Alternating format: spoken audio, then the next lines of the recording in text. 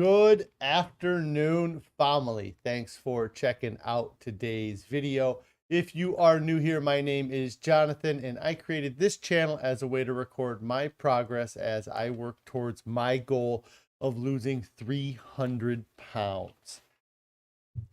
If you'd like to join the family, make sure you hit that subscribe button down below. Also, click on the bell icon so you get alerted when I go live or post new videos. If you'd like to participate on the discussion, you can join me most weekdays where I go live on YouTube around 4 p.m. Central Time. Sometimes it's a little bit later, like today, 4:30 Central Time. But yeah, if you'd like to join the conversation, come join the YouTube live streams. If you'd like to ask me questions outside of the live stream or share anything that you have going on, you could consider joining the Discord I've created. There is a link for that down in the description below. Also down in the description below is a link to a Pinterest board. Many times people ask me what meals and what recipes that I'm eating to help me lose weight, and that Pinterest board is a great place to check out some of the different things that I've been eating to help me get to my goal. Today is day 943 of my challenge to lose 300 pounds. So far, through a combination of extended water fasting and a whole food, plant-based, salt, oil, sugar-free diet, I have been able to lose over 250 pounds. If anybody has any non-scale victories they'd like to share, I'd love to hear your non-scale victories. If you have any on-scale victories, I love hearing those as well. If you are succeeding with your weight loss, let us know what you're doing to succeed. If you're struggling with your weight loss, let us know what's causing your struggles. Maybe there's something we can help you with. And at the end of the day, what are some things that you are doing or that you can do that will help make staying on your diet easier than the alternative? Let's go ahead, switch over to the main screen here. Hello. I hope everybody had a wonderful afternoon yesterday and had a great day today. It has continued to get hotter and hotter here today. It was much warmer than I feel like it has been, and it's really starting to feel like summer. It was so warm, in fact, that one of the air conditioning units at our office decided to quit working. So we had to have the air conditioning company come in and replace a part to get it going again. So it was a little bit warm in here. And I thought yesterday during my stream that it was much warmer in my office than I thought it should be. And now I realize that it was probably because the air conditioning wasn't working yesterday, but it just wasn't warm enough outside for us to notice that the unit was not working well today. A few people checking in here. Cindy, hello. Christy, Our Tiny Acres, Pretty Girl's mom, hello, everybody. I hope you're having a great day. Carrie's checking in. Hello, Carrie. I hope everybody is surviving at home. So I think what we'll do is we'll real quick go into dinner from yesterday, or food since yesterday. There's not a lot of photos. I'm realizing I didn't take a photo of my oatmeal this morning. But we'll real quick go through the food since yesterday. The recipe that Carrie made last night, I pretty sure it's like sweet potato and quinoa. Our Tiny Acres says that they're dealing with poison ivy rashes. That really sucks. I'm sorry to hear that you're having to deal with that. I don't ever like getting any type of rashes from something like poison ivy. Carrie had gotten some real bad rashes last summer, or maybe the last couple summers, from some plants that were growing in our flower beds. So that sucks. Hopefully you're able to get some cream on it, or you're able to get them taken care of quickly, because it can be frustrating. So the dinner from last night, This was some sweet potato. Carrie says she gets it every summer, and it's the Virginia creeper. Is what gets on her. Yeah, it gets the rash that she ends up with. Oh, that sucks. Our Tiny Acre says that it was coming through your fence from your neighbor's yard. That sucks. It's not even on your end. Carrie here is telling me that the dinner was called black bean and yam salad. I believe we were missing the red pepper that it was supposed to have in it, but I really did enjoy this for dinner last night. It was something that was nice and it was something different. So that was a great dinner last night. Like I said, I did not take any photos of my oatmeal this morning, but I did remember to take a photo of the broccoli that I had after the oatmeal. And then for lunch, I had a very large portion of potatoes. It seems like when we make potatoes at the office here, we overmake potatoes by like one potato every day. And today it was that same way where there was like one little tiny potato that was left that I was like, you know what? I guess I'll just eat it, But it just threw that balance. Like, there's like a certain balance that I look for in the bowl, between the potato and the broccoli, and that one little potato was just throwing it off a bit. But I had that. I ended up finishing up. I actually have it at my desk here. The California Balsamics Teriyaki Balsamic. I had some of that in there, and that was a wonderful lunch that I had today. Sydney says, what? No oatmeal photo? Oh, harumph, right? Well, hold on a second here. I'll get you a photo. It's just not today's oatmeal. See, here's oatmeal from yesterday. So, or how about this oatmeal from Tuesday? Let's see if I can find any more oatmeal photos. Let's see, Monday. Oatmeal.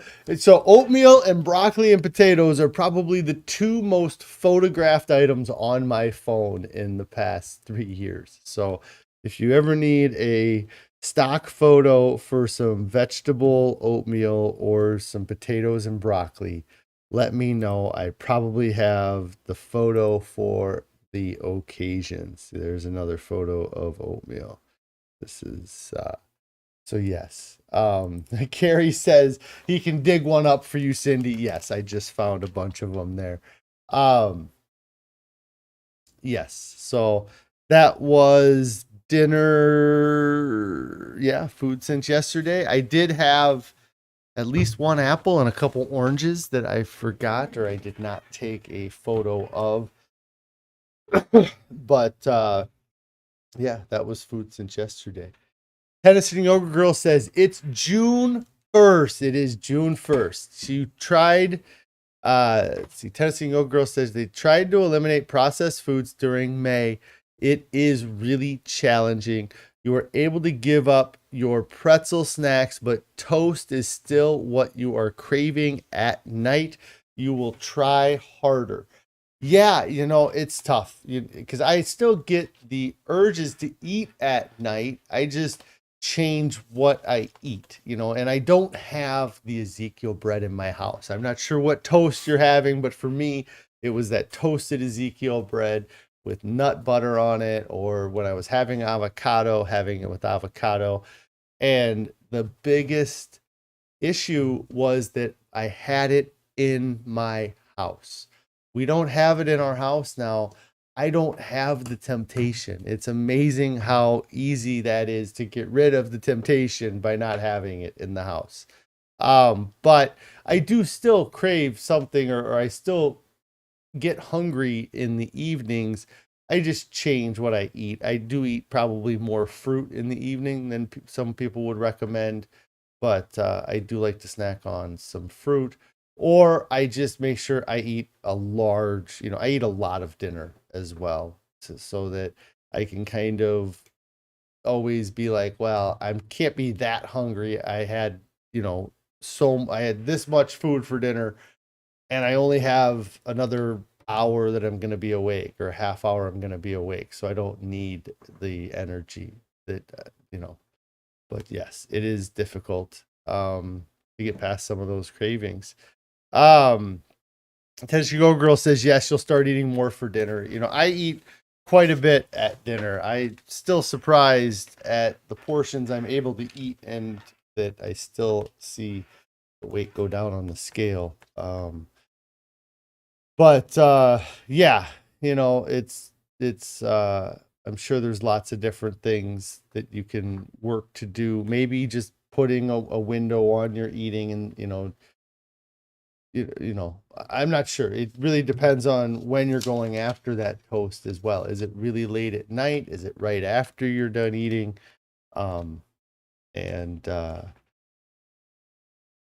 just making sure you're eating, if you get that craving for toast, you're hungry, feed your body, eat some broccoli. It might not be the most exciting thing to eat, but give it something, and maybe you'll see some changes through that way as well.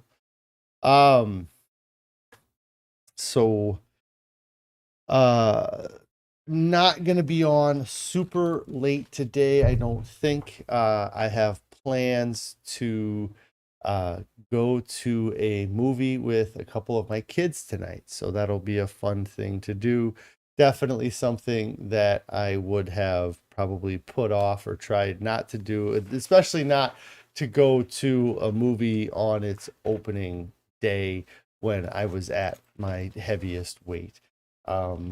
And going to the movies, there's always a little bit of that, having to sit next to somebody. They've made the theaters much more comfortable now for larger people, so you don't have quite that same feeling. But I'm looking forward to going to the movies tonight and checking that out with them. Should be a good time for us to hang out. The thing I was going to talk about today was how I lost 250 pounds and have been able to keep it off, because that is the challenge, folks. Losing weight. There's a lot of people out there showing how they've lost weight or how they are losing weight, but it's keeping that weight off that is really what is the important part of the whole equation. It doesn't do you any good to lose 100 pounds if you're just going to gain 120 back. And I did that many times throughout my adult life, where I lost 50 pounds, gained back 70, lost 80 pounds, gained back 90, until it got me to the point where I was 520 pounds.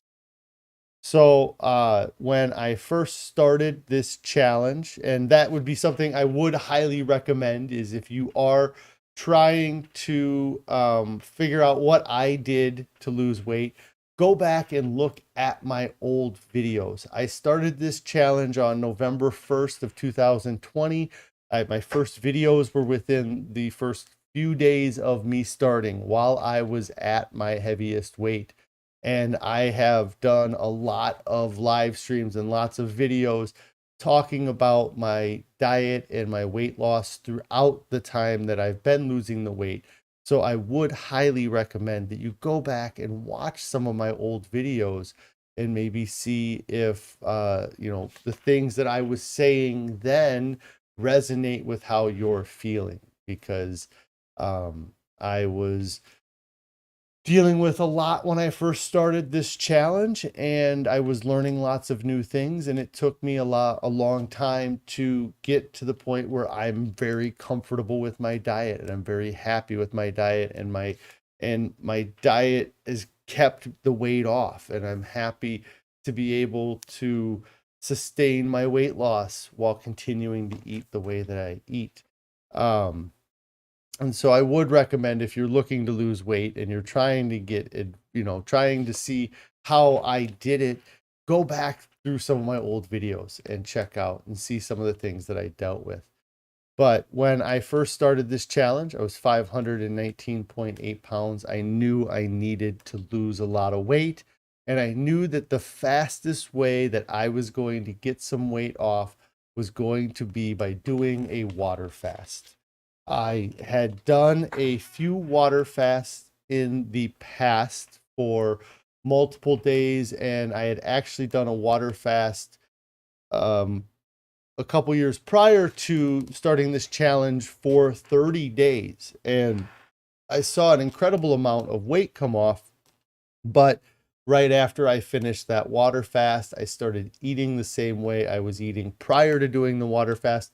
So I gained all the weight back. But going into this challenge, I knew that I could water fast, that I was able to do it for a long period of time. And I felt like that would be the fastest way for me to get a large amount of weight off. And then after I got that initial weight off, then I would adjust my diet and my exercise to, to an appropriate level so that I could continue to lose weight. So I started water fasting, and for the month of November of 2020, I only consumed water and the occasional electrolyte drink because that's something I felt like I needed at the time. While I was water fasting, I started researching different ways to refeed after doing a water fast, and I found out about a clinic in California called the True North Clinic. That clinic does medically supervised water fasts where they have patients come in, they water fast, and they do lots of tests on them to make sure that things are safe. And I got curious about what this facility that has people come in and do water fasts, what kind of diet do they recommend their patients eat to refeed after the water fast? Because I was concerned that if I refed in properly, that it could be dangerous for me. So that's when I found out about a whole food, plant-based, salt, oil, sugar-free diet.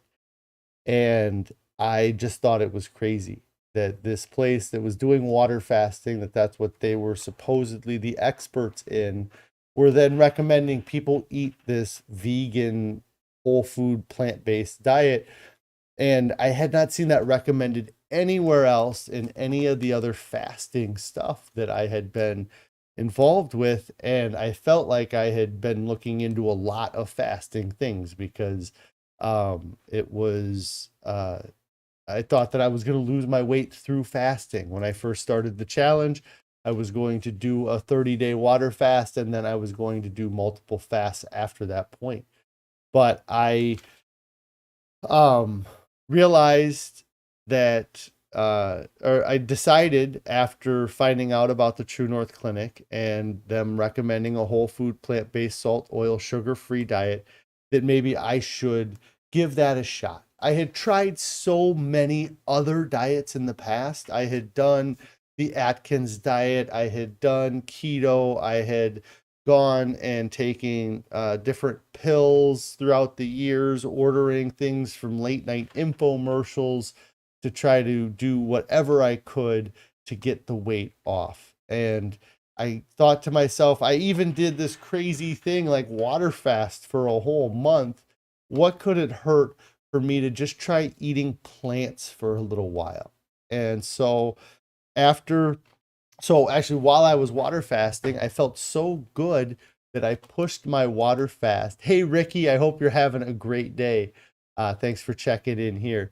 I felt so good during the water fast that I pushed myself to water fast for an additional 11 or 12 days after the end of November. And I ended up doing a 1,000-hour water fast. In that time, I was able to go from 520 pounds down to 430 pounds, losing 90 pounds in 42 days or less than 42 days. So after completing the water fast and doing the research into the True North Clinic and finding out about a whole food, plant-based, salt, oil, sugar-free diet, I decided to switch over to that way of eating. And I stayed off the scale for the first week after I did my water fast, just because I felt like once I started eating food that I would see my weight go back up because I would have food in my system. And it was just something that had happened any other time I had done a water fast. And so once I got off the water fast, started refeeding, at about day 50, I hopped on the scale to see what my weight was at. And I was really surprised to see that I had lost an additional 10 pounds. So within the first 50 days of starting my weight loss challenge, I lost 100 pounds and I was blown away. I did not think that I was going to see my weight go down within the first 2 weeks after my water fast. And to see the weight go down and to also be very satisfied with the food I was eating helped push me to stick to the plant-based diet to see how it would go for me. And then after a couple more weeks while eating a plant-based diet, I found out what the doctors talk about when they talk about having a neuroadaptation to the food that you're eating. When I initially started eating this way, I was not a huge fan of the recipes that we were eating. I had this mental, I guess, preconceived notion about vegetables. I didn't enjoy them. They were the boring parts of all of the meals that I used to eat. And so it took, between 3 and 4 weeks after I started eating this way for my mind and for my body to start to develop a taste for my new diet. And once that neuroadaptation happened, the diet became much easier to stick to and to stay on. And for the first 10, 11 months of this diet, I did great. I was on my diet 100%. I didn't have any excuses or reason to vary or deviate from my diet. And so within the first year of being on this diet, I was able to lose an additional 100 pounds, bringing my weight loss to nearly 200 or right at 200 pounds. And that was incredible for me to go within a 1 year period and go from 520 pounds down to 320 pounds. I was just shocked at the transformation. And what blew me away even more was that I was able to lose the weight through changing my diet. I did not have to get a gym membership. I did not have to make sure I was doing walks every morning or every day. And it was through my diet that I was seeing the scale go in the direction that I wanted it to go. And that was something that I really hoped for when I started this challenge, because I had done the going to the gym to lose weight thing. And while it does help with weight loss, it makes it very difficult to sustain that weight loss and have a busy lifestyle like I have, running a business with my family and having 4 kids that we're trying to raise, and so my hope was to see success through diet, and I did, or I have seen success through diet. So after about the first year and after losing all of that weight, I think I got curious about what, how I was going to eat when I got to my goal weight, or if I was going to like the new diet that I had set up for myself to eat. And so I was traveling and I got curious, and we gave ourselves an excuse to go out to eat at a restaurant that had food that had salt, oil, and sugar in it. And by eating those foods, it slowed my weight loss down tremendously. It never reversed anything. I never had an issue with going back to eating on my diet or on plan, but it was something that it made it harder for me to lose weight. But over the second year of this challenge, I was able to find that there is a balance that I need to have between my salt, oil, and sugar consumption and my weight loss, and that balance is zero. There is no amount of salt, oil, and sugar that I can have or I need to have in my diet that will help get me to my weight loss goals. And so it took learning and experimenting and trying things that second year of my weight loss challenge to understand that abstinence is the key for me to get to where I want to be. And it's so much easier to abstain from these foods than it is to moderate your intake of them. And so, what I've really learned through that second year is that the diet that I'm eating to lose weight is also going to be the diet that I'm going to eat to maintain that weight loss. So there's nothing that I'm missing out on. If there's anything that I feel like I want to eat, I'll eat it now. But if it's not whole food, plant-based, salt, oil, sugar free, then I have no want to eat it because it doesn't help me get to the goal that I'm trying to reach. And so for the entire second year, I did lose some weight, but it was not nearly as fast as I did in the first year of doing this challenge. Another thing that I did realize during the second year of this challenge and when I got to the end of the second year was that I had never maintained a weight loss in the past. Many times in the past, I would lose weight, but then once the diet was over, so was that weight loss success. I would end up eating all that junk food again and gaining the weight back very rapidly. And there was never a time where I had lost 100 pounds or lost anything over 50 pounds. And then a year later, I was still at that same amount of weight lighter. But this time was different. This time at the end of the second year, I was another 30, 40 pounds lighter than I was the previous year. And it wasn't, and it wasn't difficult. Like I wasn't struggling the entire year to get the weight off. It just happened. And I got to have a lot of cheat meals throughout that year and I still lost weight, And so, but in the end, what I learned is that I feel best when I'm on my diet and I see the most success with my weight loss when I stick to my diet. And now the big things about a whole food plant-based diet that helps it be successful is the volume of food that you get to eat. I believe that we are all creatures that crave a specific volume of food, and each one of us is different. One of us might crave 2.5 pounds of food a day, while another person craves 3 pounds of food. But we all have a natural instinct for a volume of food that we would like to eat. And when we go on these diets, many times we start restricting that volume of food that we would like to eat. And by doing that restriction, we cause ourselves undue stress. And over time, our bodies won't let us continue that under eating. And it causes our binges and it causes us to fall off our diet or to crash on our diet.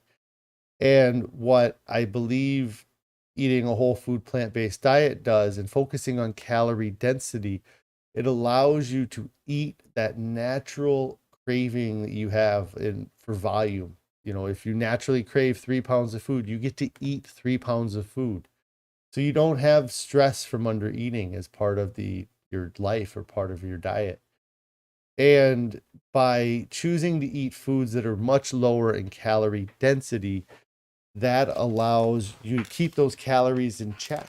So I don't have to calorie count because I know that I would have to eat 5 or 6 pounds of food at 600 pounds of calorie in order to reach my caloric daily energy expenditure in the day, or that the calorie amount that I spend.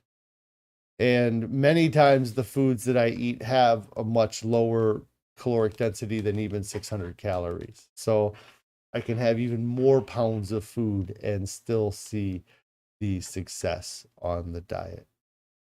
And so, um, but some of the big things that have helped me keep it off too, and I mentioned it earlier in the stream, is not having the temptations around, not buying the food that is the junk food.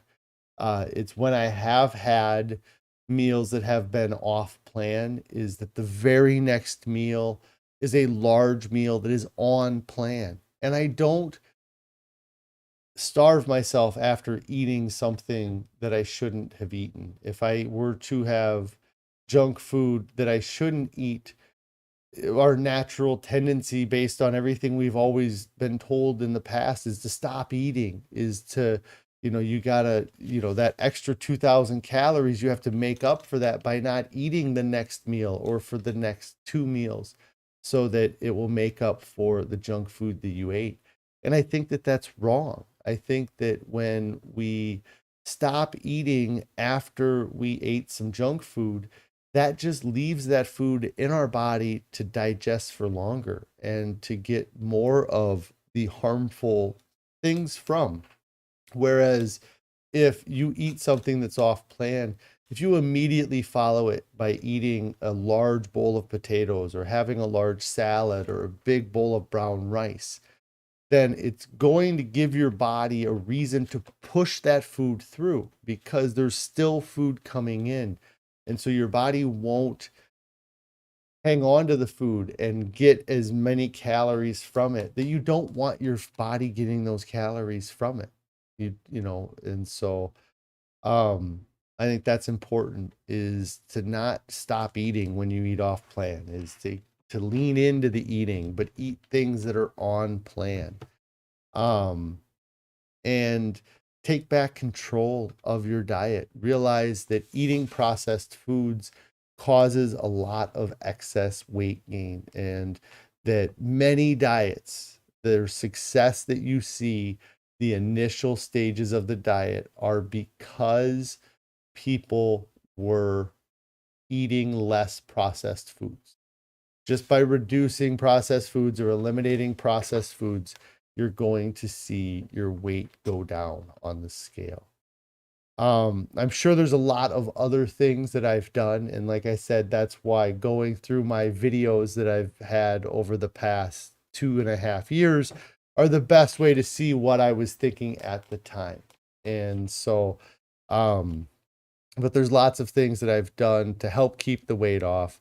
To get it off, the big thing is eating a whole food plant-based diet free of any added salt, oil, and sugar.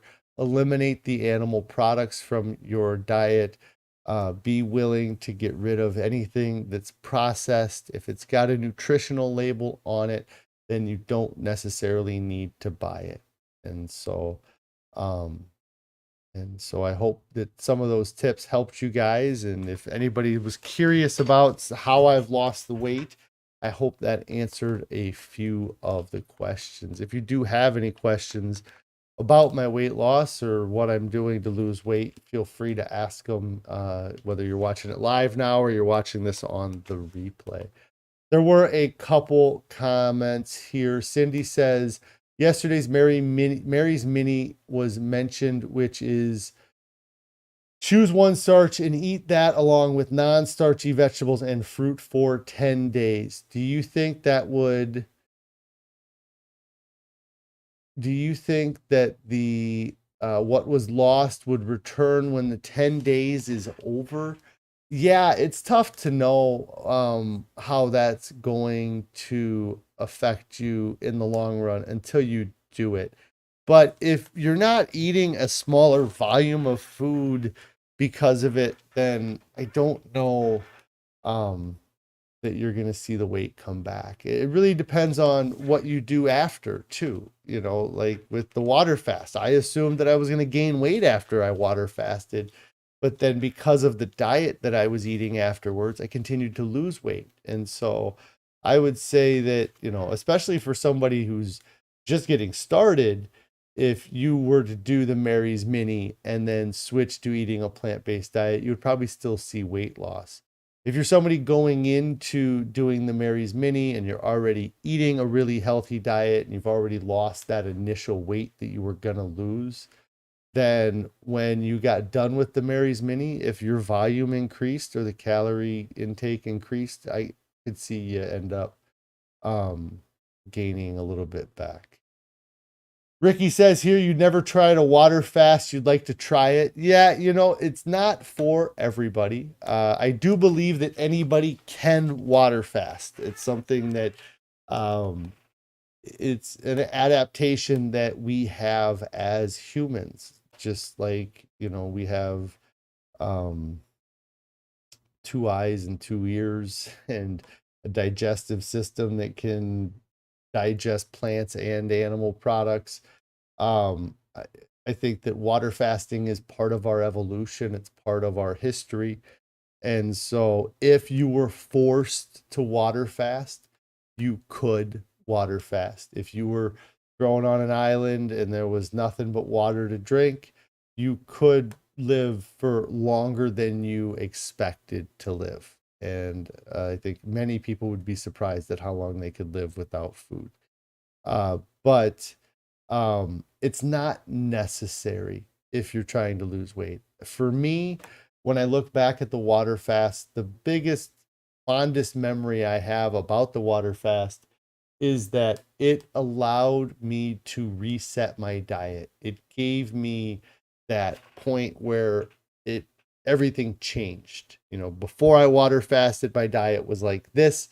After my water fast, it was like this. And that's what I would recommend is if you're going to water fast, have a plan for what you're going to do after, and how is your life after the water fast or your diet after the water fast going to be different than the diet before the water fast. Because if you are eating a crappy diet and then you water fast and you lose 10 or 20 pounds and then you go back to the crappy diet, you're just going to gain the weight back. You have to use that water fast. And you don't even have to do a water fast. You could do a mono diet, or you could do a juice diet where you just have juice, or a mono diet is where you just eat one item, like just eat potatoes or just eat brown rice. But if you do those things, don't just do them for weight loss.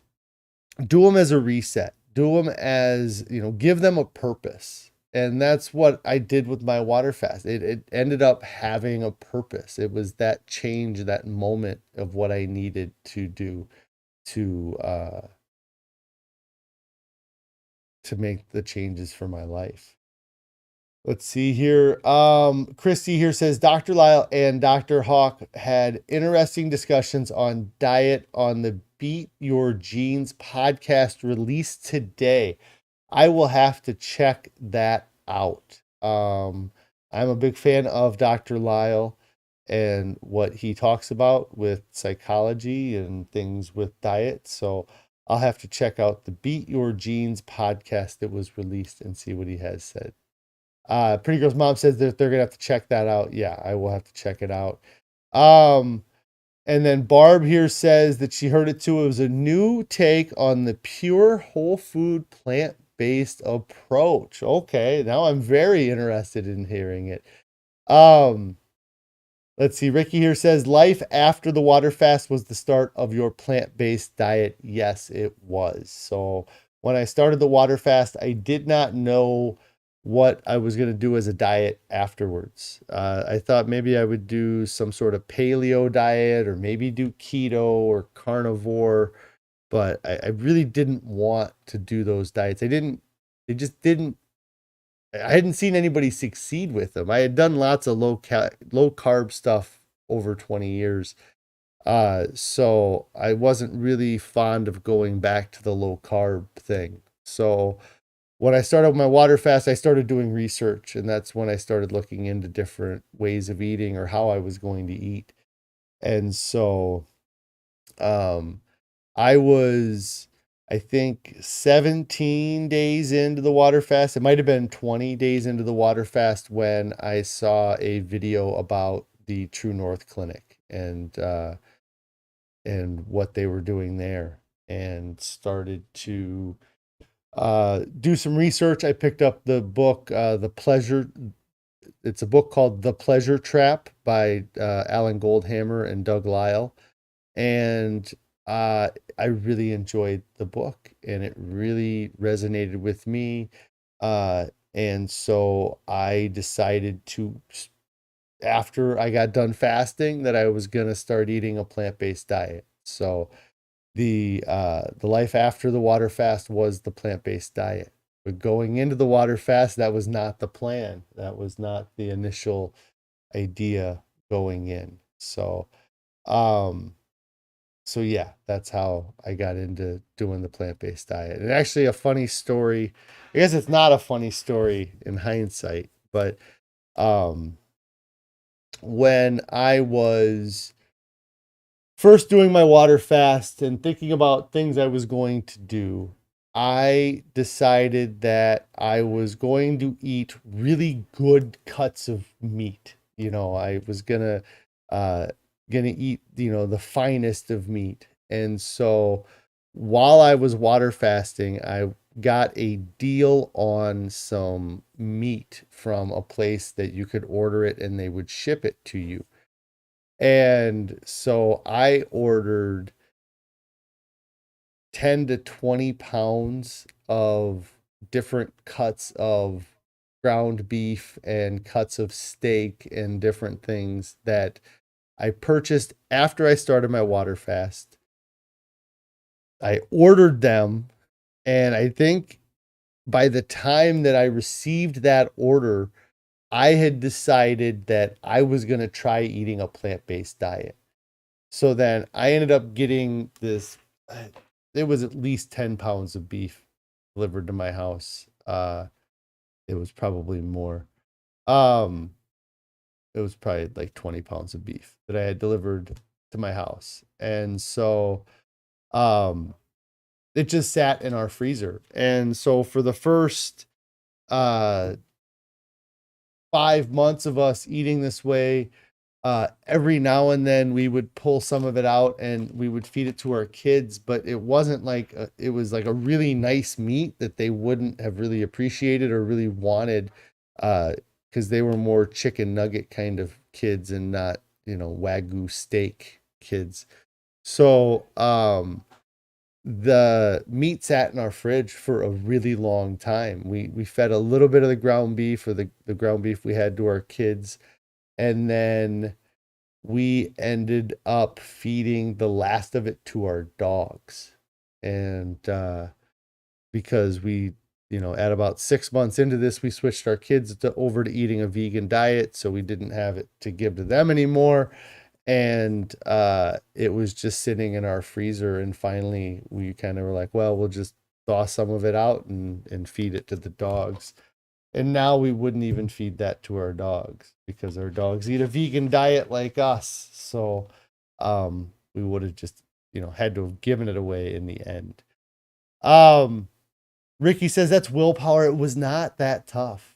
I talked a little bit about the abstinence, if you're able to give something up one time, it is so much easier than giving it up multiple times, allowing the temptation to keep coming in. And so for me, the one barrier that I never cross since starting this is eating animal products.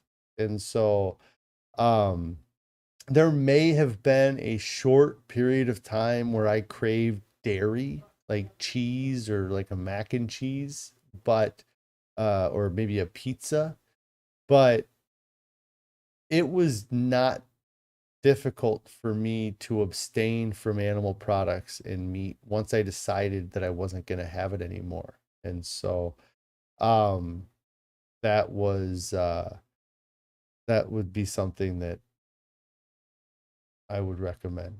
Or I guess that's um what I guess I would think about. Like, a lot of people have said to me, you must have a ton of willpower. It was not as difficult as I thought it would be. Um, or Ricky here says nachos with jalapenos. Yeah, the nacho cheese. Yeah, it was slightly tempting, but now that I so I switched to this way of eating for my health, but I've also changed my mindset about how we treat animals and about being a vegan. And that's why, if it was just about, if it was only about health, then, maybe we wouldn't have switched our kids over as soon as we did. Well, no, we switched our kids over for health, but if it wasn't switching our dogs over to eating a vegan diet, I guess was really where I would say that we really cross into the vegan realm of things. But what they do to get that nacho cheese is incredibly ridiculous from conception to getting it off the shelf. There's so much pain and torture in each of those jars of cheese. And then also like finding out that dairy has an addictive property to it, that there's a chemical in dairy that they say is like a morphine, and I think it's called a casomorphine, that is an intentional thing that is in dairy because as a mother animal, you want your child to be addicted to your breast milk. And so now when I think about cheese and I think about dairy, I look at it as an addictive substance because it makes sense that it would be addictive in the wild. And then it also makes sense that that's why it's so hard to give up, is because we are slightly addicted to it. And it might not be as much of an addiction as people have for caffeine, but it's still there and it keeps pulling people back to the dairy. So I really, it does take willpower, but if you clean up your environment, the willpower goes away a lot. Like we don't have any animal products in our house. We haven't had animal products in our house for years. We don't have any oil in our house. We haven't had oil for years in our house. And so I don't ever have the temptation of those things when I'm at home because they're not there. It would take a lot of effort for me to have those things. Pretty Girl's Mom's here is asking if we give our dogs V-Dog. We used to give our dogs V-Dog, and I used to order it from a website or an app on my phone, and then they quit getting it. Like I had it on an auto ship and it quit coming. And so then we had to switch, or we ended up switching over to a food that I get at the local PetSmart. It is, I believe, Nature's Balance vegetarian formula, but it is a vegan formula from what I can tell. If it's not, I'm going to be really sad. But so we give our dogs the Nature's Balance vegetarian formula dog food, and they seem to enjoy it. And then I pick up some dog treats. I can't think of the name of the dog treats, but they're just peanut butter and oat dog treats. And so so yeah, that's what we feed our dogs now, is the Nature's Balance and then the dog treats that we have. But yeah, we used to use V-Dog. And you said you wish you could give your cats a vegan diet. Yeah, that would be something, and it's something that it never even thought like about people's animals being vegan. But it's like the mindset of it is, like how many, with a cat where you have to feed them animal products, how many chickens have to die so that your cat can stay alive. And or how many, like before when we fed our dogs regular food, how many pigs and chickens and rabbits and things had to die for the foods and the treats that we were given our dog to keep one dog alive. How many animals? And then thinking about that for myself, like I said it to Carrie a lot of times. And Carrie's here saying that the The name of the treats that we give the dogs are Zukes, Zukes is the brand for the treats that we buy the dogs. But what was I talking about? Was feeding. Oh yeah, just the animals that have to die. Like, and that blows my mind when I think about myself. That, the number of animals that I have taken a bite out of, where, the hamburger that I ate was the right shoulder of one cow, or half of it was the right shoulder of one cow, and the other half of the hamburger was the left buttocks of another cow. But how many animals that I've had little bites of, or, there's been times when I was on a diet, especially back in like the 2010 to 2013 era of me dieting, where I would get, a roasted chicken or a broiler chicken from the grocery store, and that would be my meal. Like, I would eat a whole chicken in a day, and then that would be one of 3 meals I had that day.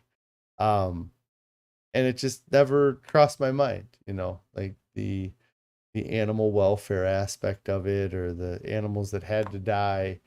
And then, you know 4 months in or so, once I realized that I wasn't going to die from eating this way, and that I was actually getting healthier, and then I realized that, it's something that people, if you can survive without eating animal products, then why not try to do it, you know? And anyways, so that's kind of been something that's helped keep me on my diet too, and keep me away from the animal products, is my shift to a vegan mindset. It's easy for me to look at how much healthier I am now, and the fact that I could have some animal product and it probably wouldn't make me much less healthy than I am now. Um, but the idea of causing the harm to the animal is what keeps me from eating animal products. And if you're considering eating animal products, or and you're got the stomach to watch some of the documentaries on the internet, there's some pretty heavy documentaries that you can check out that I definitely, am glad that I watched, because it helped strengthen my resolve with this diet. But they're not videos I'd likely turn on again to watch a second time. So, but I do need to get out of here today. I appreciate all of you guys checking out my video and my live stream and everything, and all of the support has been amazing. So thank you guys for that. If you have not subscribed to the channel, make sure you do get subscribed to the channel.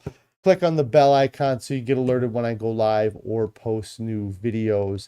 And make sure you hit the thumbs up video, or the thumbs up on this video as well. And if you have not started your diet yet, get started right now. There's nothing coming up that's more important than your health and your overall well-being. There's nobody that reaches their goals, looks back, and wishes they would have waited. So get started now, guys. We will see you maybe tomorrow, maybe Monday. We'll see. It is Friday. But I will talk to you guys later.